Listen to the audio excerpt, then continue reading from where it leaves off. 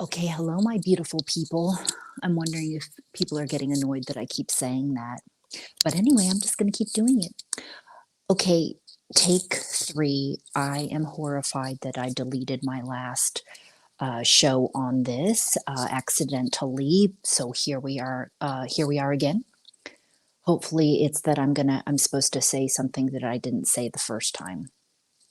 Okay, so this is Breaking Patterns for Good in my series. And this is the Are You a People Pleaser?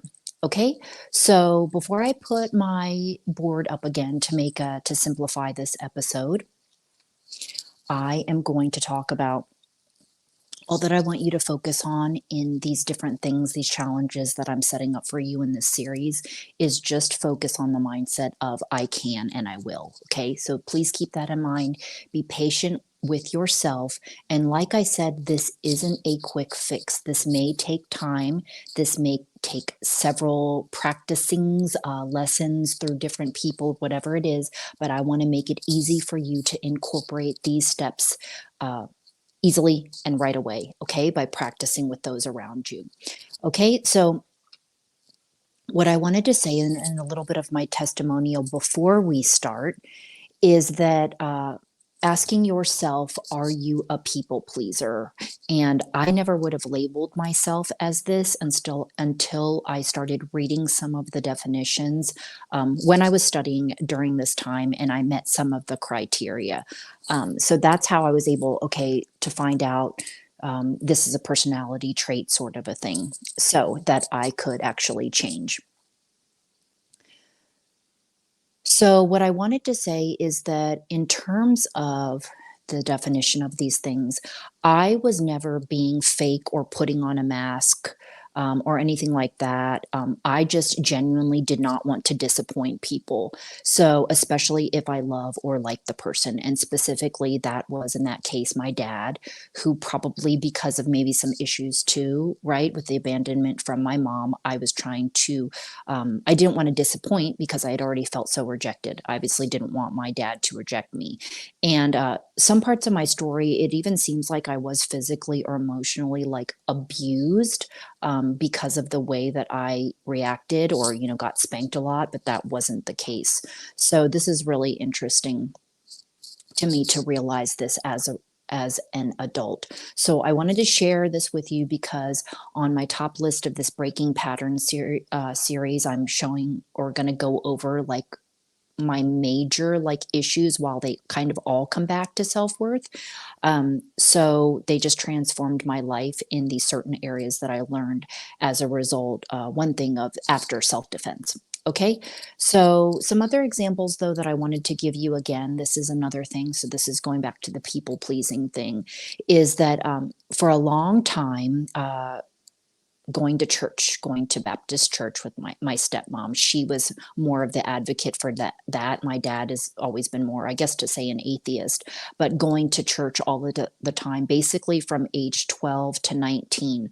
I repressed my feelings about what I felt about, what I was learning in the church and that I didn't agree with, which I felt was being unconditionally, or I'm sorry, conditionally loving. And so I didn't want to go, and I repressed my thoughts and things like that because my stepmom, she wouldn't have gotten mad. I think she would have understood, but I really didn't want to disappoint her. So I always went and I laugh at myself now.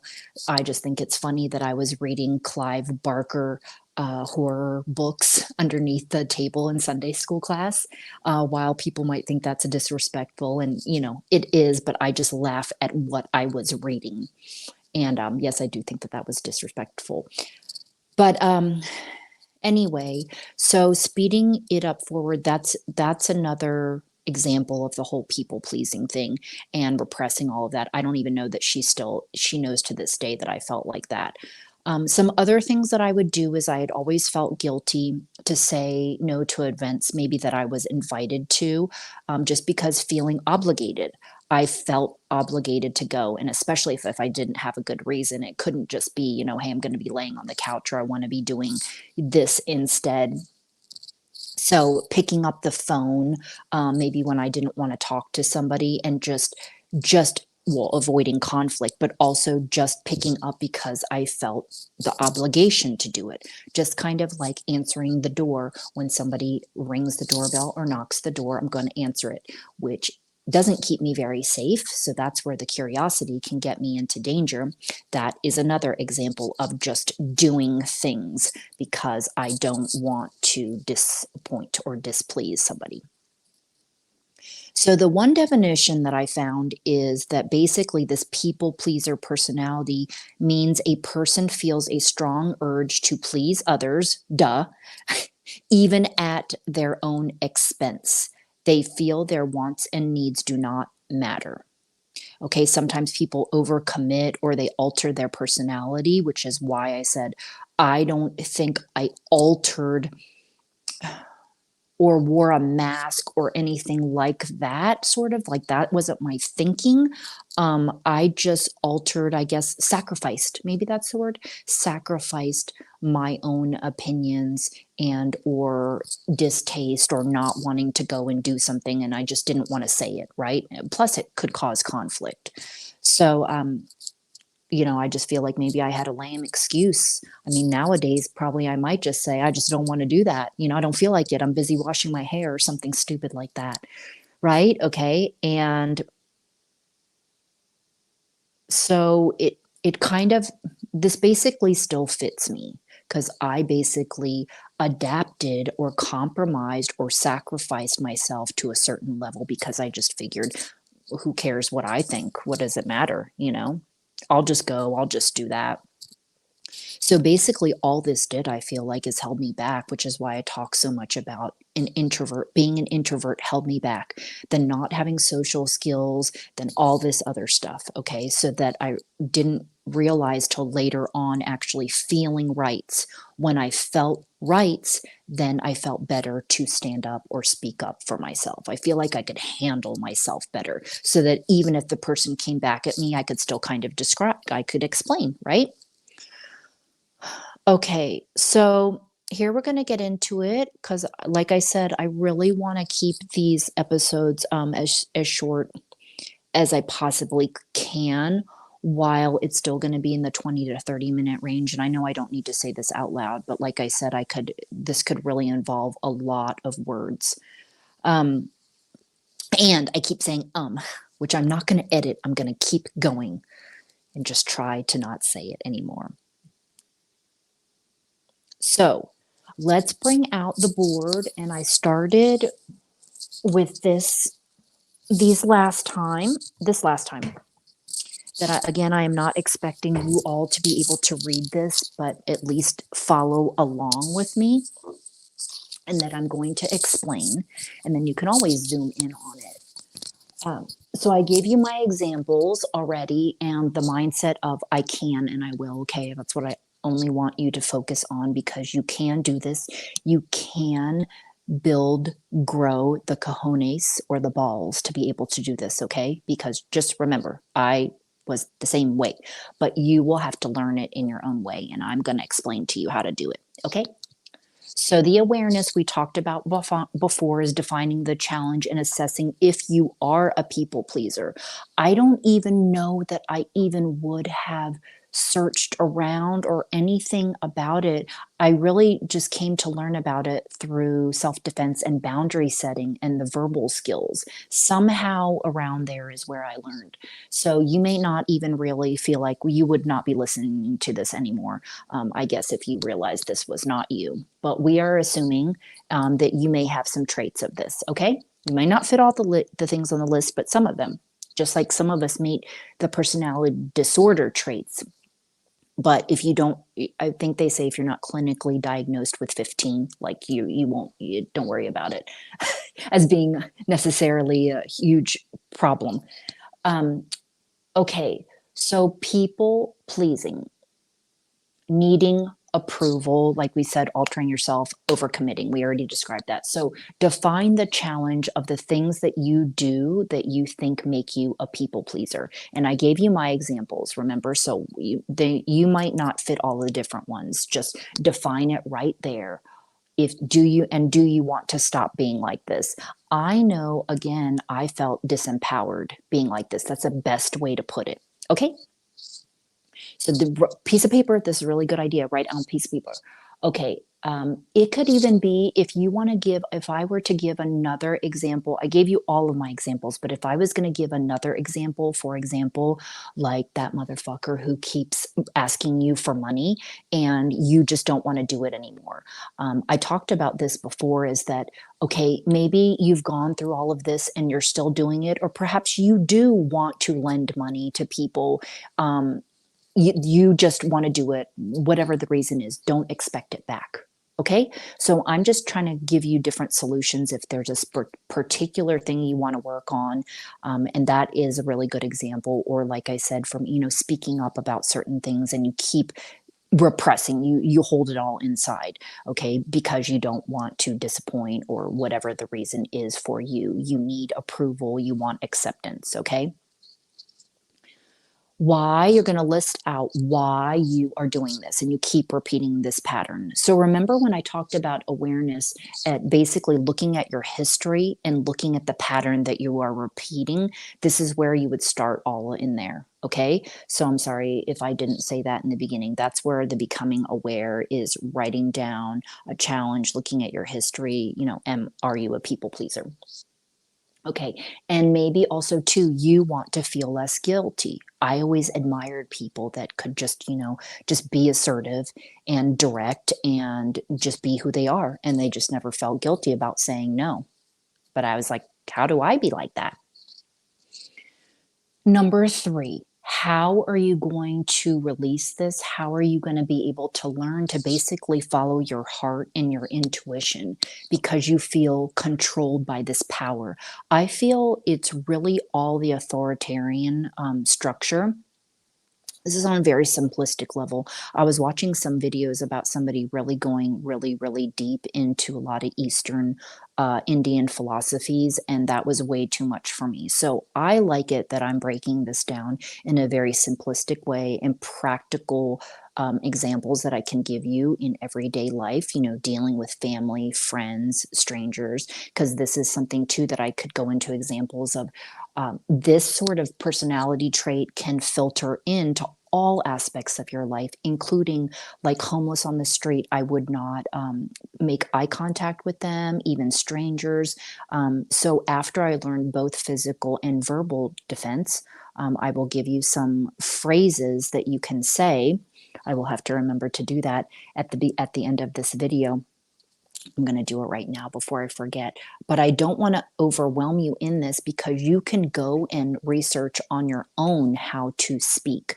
And you don't have to memorize a bunch of things, but even learning the fact that you're doing something, that you're speaking up, is going to make you feel accomplished. Like, I am not perfect by any means, even in becoming a parent, that I do all this XYZ things and, oh, now got to remember in my head what to do. But I feel better that I've learned to do this and I can be more strong in, like I said, standing up for myself and asserting myself in a compassionate way. Okay, so the authoritarian rule, being used to wanting the approval and not disappointing, I feel like it is again some sort of power over you, kind of like my series on the hypnotized by beauty. It's like, well, why can't I just do that? Like, why can't I just say something? Why can't I just open my mouth? Why did I have such a problem with that? And I'm telling you, people, it all comes down to the feeling rights. Some people, a lot of people do not have a problem doing this, but for people like me, this is how I can explain it to you is once I learned, oh, that's why I did that, things just became easier for me.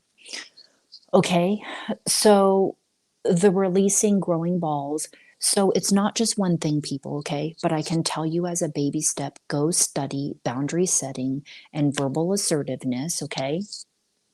Go start studying that.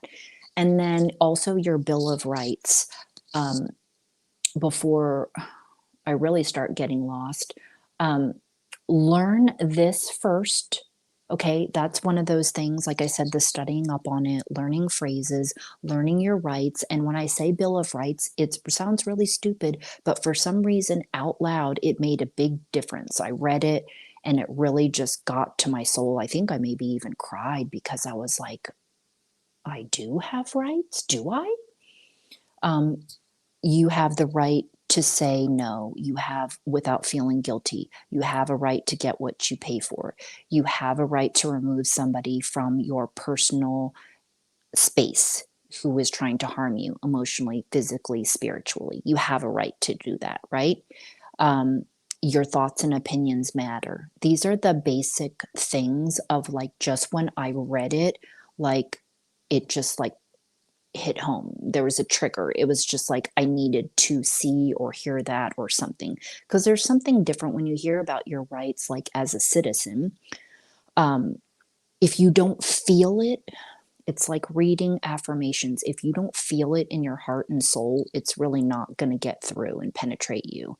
And so that's why learning self defense and me getting in and doing those types of drills that would push me to get out of them really psychologically affected me. And that's why I have such this story to share with you about how it transformed my life forever, and it actually affected how I live my life, meaning how I drive on the road, waiting in line, being direct but also compassionate. Okay, I'm going to get to that at the end. So, physical self-defense, I talk about this a lot, and there's many different fighting systems out there. I never could fight before, so all of this was brand new to me. But the biggest thing in Krav Maga, not all schools will do this, is the drill training. The different things you're doing with multiple attackers on you, things you have to actually fight your way out of, is the best way that I can describe it. And you will learn other skills too, but it's the drills. That damn knife drill that I have posted on my channel, that was one of the biggest uh, overcomings, I guess, in myself, where I was so intimidated. I was always just like, they're too strong. I can't beat them. Like, I wouldn't even try. It's the drill where basically you're on your backs and then you roll into each other. And basically, I just feel like at this point now, it's whoever is the fastest one who can get on top of the other person quicker is, of course, you have the upper hand. But I just developed some sort of mindset during that time because I loved training so much that I was able to say they're strong, but I'm strong too. And so even in losing, I could look at that I failed that drill that I did a couple of months ago and not winning. At least I didn't give up. I made it till the end. And I'm still okay with myself while I could beat myself and hate myself, I guess, for that sort of thing. So the drills. So any form of fighting system is something that's going to push you, even if you just do this, people, for like 6 months. You're doing a good job, okay? And even if you initially can only go once a week and then maybe just go once a week after that, when you find a system that you love, it'll be much easier for you. And yes, you can get a little bit hurt and injured, but that's what builds the resilience. And that is one of those things. I just really loved it so much. So even through all the bruises, the one or two times hit in the face, that's really terrible. I just loved it. Okay, so here, what I want to do is just talk a little bit about compassionate words, and you can go and study like anti-bully tactics. Again, I said boundary setting, using the use of I in um, stating what you want, stating, requesting. There's kind of a formula, but all you need to know is that these couple of things you can do. I need you to XYZ. Did you hear me? Will you please stop? I'd be happy to let you borrow that when you return it where it goes. Um, you could also use, so for strangers, no, thank you. That's close enough. I don't need anything. Um, those sorts of things. The list goes on and on and on. But just to be able to have those words, like, how do I get them to stop? without me getting aggressive, or how do I do that, right? Keep my distance. That's close enough. Using hand gestures, they will tell you. Bouncers, I have a really great mentor, Mr. Richard Grannon, who taught me most of everything I know. Bouncers, those types of security people that have done extra types of training, they've studied, some of them, a lot of them, because they've been in those situations enough, how to diffuse and or deflect. I love the whole "I need you to take a walk." I love that. But you have to be able to demonstrate it, and also acting with confidence, body posturing, doing stupid things in the mirror, role playing, all this stuff I would totally make fun of. So those are just some types of phrases. And again, you can use them with your own kids. And I had to use that too. And when I was learning about democratic disciplining. Okay, so I went over the different phrases for you, the self-defense. Last example. Oh, so one of the last really great example is that I really wish that I had learned this earlier in life, and I'll never forget it because I hadn't had lots of interactions with people in my personal space, or just too much of that. But they were always with people that I knew. And I was always like, how, I don't want to sound like a bitch. Like, how do I shut this down? And because again, they're repressing. And this may have been when I was studying self defense, and I still was like, because I learned it backwards. I learned Krav Maga, then I learned about the verbals. Is this person, it was a friend of a friend, and I was at her house. And so I was around the person. And again, avoiding, that's always been the go-to, especially for me and those of us in our culture that haven't been taught how to deal with conflict. Is there so many things I could have said with this person, because he was very sexually advancing with his words in things that he was talking about to me and directed at me. So even if I had just known to say something like, let's change the subject, or I don't like how that makes me feel, I'm feeling uncomfortable, whatever it is, that I could have just said and just done something, because I'm the one who walks away being like, I didn't like that. Like, that was weird. Um, just why didn't I say something? And again, it goes back to the whole sounding like a bitch thing, which I shouldn't even worry about that, right? Who cares if I sound like a bitch? This makes me feel weird. I need to say something. It's the same thing, in other situations with coworkers, or, flirtation that you don't like. What can we do to shut it down? And so many different things I've learned, including like if you making a joke out of something. Sometimes, it could just be a simple question of, do you know what personal space is? Like, think of it that the person is doing it. Say that you know they don't have any harm behind it. They don't have any ill intentions, but you want to bring it to their attention that this is not cool, that you don't like this. You can say things like that. Do you know what personal space is? Um, that's not cool, whatever you're saying, just to let you know. Or again, I like the whole let's change the subject or whatever, because I feel like sometimes other statements can allow, there's more engaging, there's more confrontation, there's more defensiveness, whatever, even though you can practice on just positive reaction or whatever, which is what I try to do. So you can do this. You can grow the balls. It can be done. It takes practice. And like I said, it's not just doing one thing. So if you, in terms of when I say the releasing, this is part of the breaking the patterns. Well, you need to learn some skills, right? But you need to understand first, why are you doing these things? Okay. Become aware. And then, of course, I know it depends on who you're dealing with. If you're dealing with family or friends and you feel pressure for them, right? They're not going to accept you, whatever the reason is, they're going to cause problems. It's going to be conflict. Just devise, sit on it, pray on it, devise a way of how you can come at them in a compassionate way. And I will leave you with another, I said, I said the last example. This is another, because I'm talking now and thinking of other things. If it's holiday obligations, right? And you just don't want to go anymore, you don't want the stress of it, or whatever it is, you don't want to go. There's multiple things you can do, right? You can just state, hey, I'm going to do my own thing next year, right? That's planning ahead. You just already know. Maybe you only stay for a short amount of time.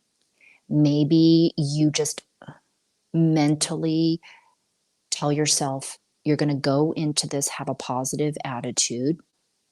That's what you're going to focus on, right? Don't even get wrapped up in dramatics of details of different things. Because if you already know who you're dealing with, and maybe these people are irrational, there's really nothing to talk about or work things out or whatever if you already know they're not going to budge. Okay. So it really just depends, these people in our life, how much work, how much effort. I mean, we're going to be dead soon. Now I've come to this age where before there was more so much fear in different things, and now I'm just kind of like, it's not a point of live life for you in that sense. I mean, yes, live life for you. That's why you need to ask, when you're people pleasing, whose life are you living?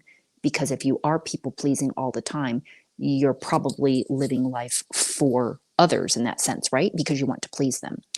Of course, I'm saying that, but also in the point of we're all going to be dead soon, is that I feel like we have very little time. And I want to minimize the amount of stress that I have and be around people that want to be around me, that love me as much as I love them. And I could cry. And the relationships that we share with others, just hold on to what you have in this life, because I feel like we're running out of time. So maybe these are the questions, and this is the time to really ask yourself, are all these dramatics, or all these things like worth it to you? Does it, ask yourself inside, does this make me feel good or bad? Which one do I want to feel? Which one? Do I want to be happy? Do I want to be happy in these moments that I have here left on earth? If you even know what that means, right? I still struggle with that. And I will say it again, it's not a destination. If you want it, it has to be maintained. I was supposed to talk slower in this video, but I hope at least you still were able to soak a lot of it up. And like I said, I didn't want to overwhelm you with telling you a bunch of phrases. I already kind of told you a lot. And like I said, you don't need to be perfect. And you might not always do this in every situation, but a lot of this stuff, like I said, that I'm teaching you or sharing with you, is that what has helped me survive and manage life with people. And now knowing this, and at least trying to have some sort of peaceful resolve with things, and has helped me, and understanding people. So again, I hope this provided value to you. I really want you to sit. If you need to rewind, get a piece of paper. It's really different just sitting here and watching me run my mouth and checking out my fancy apparel. And hopefully maybe I'm making you laugh or something like that, but maybe this resonates with you, and sit down with a piece of paper. This is what's called working on yourself, and really dialing in on these patterns that you've had, and if this is something that you want to stop doing. But I'm glad I retitled this video, Are You a People Pleaser? Because some people may not even recognize that they are, okay? And so awareness. Write down why you keep doing this.